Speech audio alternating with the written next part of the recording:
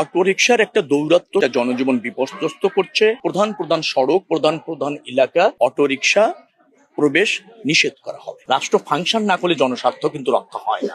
সর্বনিম্ন ভাড়া বৃদ্ধিটা নিশ্চিত করেছে, আপনারা জানেন যে পার কিলোমিটার 11 পয়সা অনলি। এটা সমন্বয় করা হয়েছে এবং এও বলা হয়েছে যে যদি তেলের দাম আবার কমে যায়, আন্তর্জাতিক বাজারের সাথে তো বাংলাদেশের বাজারের একটা সম্পর্ক আছে, কমে গেলে ওই একই অনুপাতে যে ফর্মুলাটা আছে সেই অনুপাতে কমে যাবে এবং এরপর আমরা ভাড়া সমন্বয় করতে আর কোনো মিটিং এর প্রয়োজন হবে না। তেলের দাম বাড়লে কমলে যে প্রক্রিয়াটা ভাড়া নির্ধারিত হয় বা বিবেচনায় নেওয়া হয় সেটা প্রতিষ্ঠিত একটা প্রক্রিয়া, ওই অনুপাতে সমন্বয় করা হবে। তাতে তেলের দাম কমলে ভাড়া কমবে ওই আনুপাতিক হারে, তেলের দাম বাড়লে আনুপাতিক হারে বাড়বে। এটা এমন আমরা করেছি যে বিআরটিএ থেকে একটা প্রজ্ঞাপন জারি করে বললেই হবে, আর কোনো কর্তৃপক্ষের সাথে বসার প্রয়োজন হবে না। যার মানে আমরা একটা স্বচ্ছ প্রক্রিয়া এবং স্বচ্ছ ব্যবস্থাপনায় এসেছি। এটা নিয়ে কোনো অসন্তোষ থাকার কোনো সুযোগ নেই। আর যেভাবে সরকার এবং সব পক্ষ মিলে নির্ধারণ করা হয়েছে ভাড়া বৃদ্ধির প্রজ্ঞাপন যেটা যুক্ত হয়েছে, তার ব্যত্যয় থাকার কোনো সুযোগ নেই।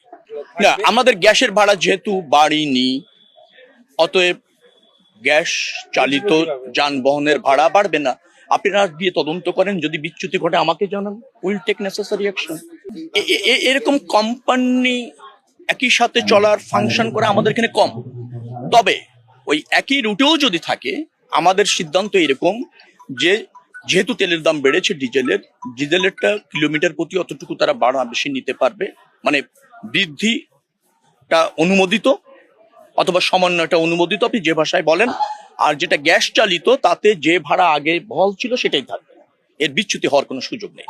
না, এটা হলো অটোরিকশার একটা দৌরাত্ম্য সব জায়গায় আছে, যেটা জনজীবন বিপর্যস্ত করছে। ঢাকা শহরের যানজট, যান চলাচল, মানে যানবাহনের শৃঙ্খলা ব্যাহত হচ্ছে। যার ফলে আমরা সিদ্ধান্ত নিয়েছি প্রধান প্রধান সড়ক, প্রধান প্রধান এলাকা পর্যায়ক্রমে অটোরিকশা প্রবেশ নিষেধ করা হবে। চাপ মনে করিনি। আমি বলছি আন্তর্জাতিক বাজারে আমরা প্রতিদিন যেভাবে ভর্তুকি দিচ্ছিলাম, আমরা তো এই ধরনের একটা উন্নয়নশীল রাষ্ট্র, আমরাই বাড়াইনি এবং দীর্ঘ সময় বাড়াই। দাম বাড়ার পরও তার মানে হচ্ছে we tried hour level best. কিন্তু দেখা যাচ্ছে যে পাচার হওয়ার একটা সম্ভাবনা থেকে যাচ্ছে।